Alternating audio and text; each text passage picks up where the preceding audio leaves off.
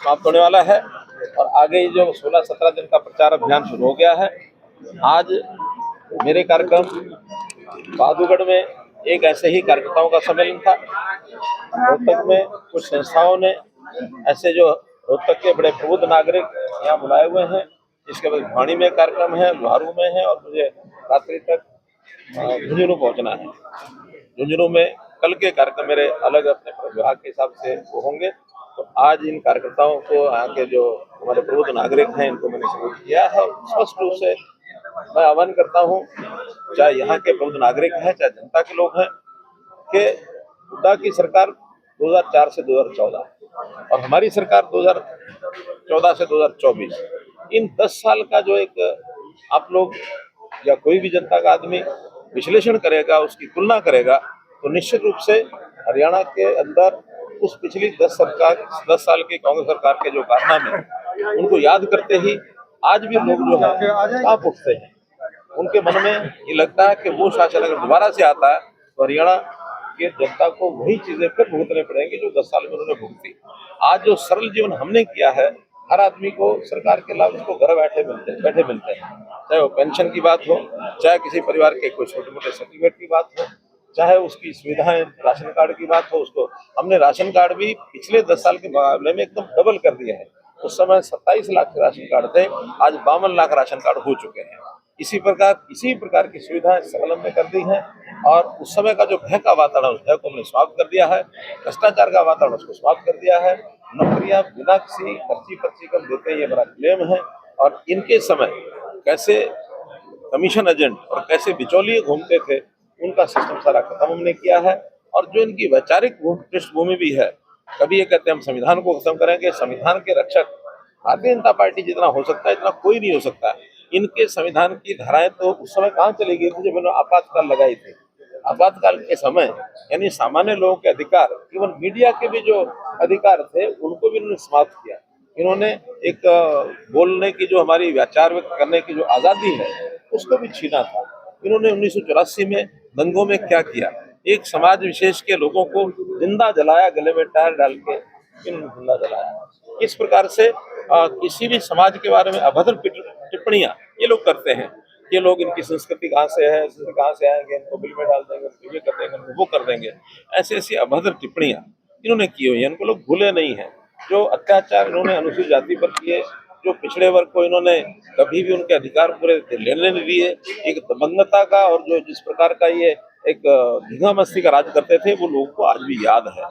आज सरलता लोगों के जीवन में जो आई है, उसको देख करके हर नागरिक, हर वोटर यहाँ का संतुष्ट है भारतीय जनता पार्टी के शासन से। मैं क्लेम करता हूँ कि अगले आने वाले इस 5 साल के लिए फिर से तीसरी बार भारतीय जनता पार्टी की सरकार हरियाणा में बनने। सर मनोहर जी, आपने कहा कि हुड्डा गैंग से सावधान रहने की जरूरत है, मतलब आपने कहा हुड्डा गैंग बना हुआ, उससे सावधान रहने की, सचेत रहने की। मैंने कहा है, वही बात कह रहा हूँ आज भी, क्योंकि इनके अंदर अपने पार्टी में भी देखिए ना, पार्टी नाम की क्या चीज है।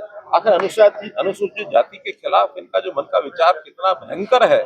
इनका अध्यक्ष अशोक तंवर, उसको इन्होंने किस प्रकार से घायल तक किया, कैसे पिटाई तक की, किस प्रकार से आज इन्होंने अपने ही घर में चल जा, हमारी विरोधी हो सकती है, लेकिन एक समाज के वर्ग के नाते तो हमारी सहानुभूति इस बात की है ही है ना, कि समाज में रहने वाले सब लोगों को यानी सम्मान पूर्वक रहने का अधिकार है।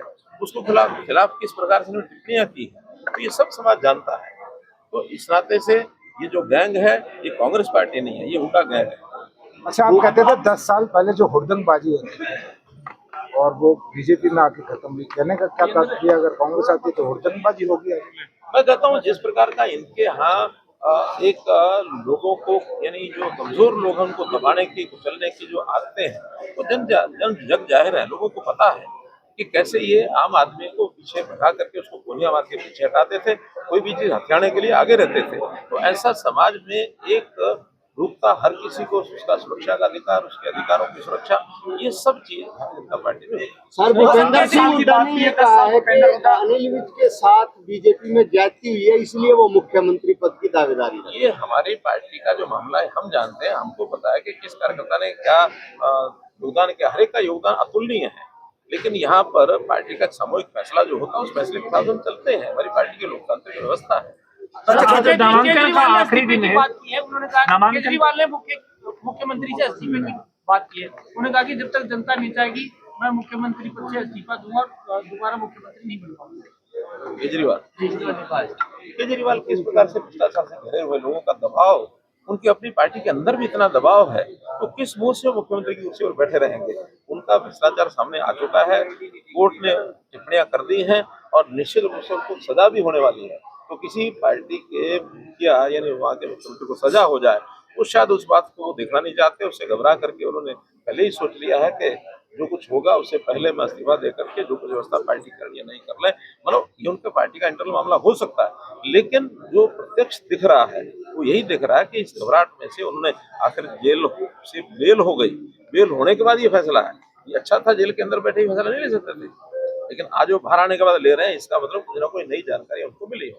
अच्छा, जब राहुल गांधी के बारे में भूपेंद्र हुड्डा से पूछा गया कि उन्होंने आरक्षण के बारे में कहा, तो भूपेंद्र हुड्डा ने कहा कि राहुल गांधी के पूर्वजों ने ही दिया है आरक्षण।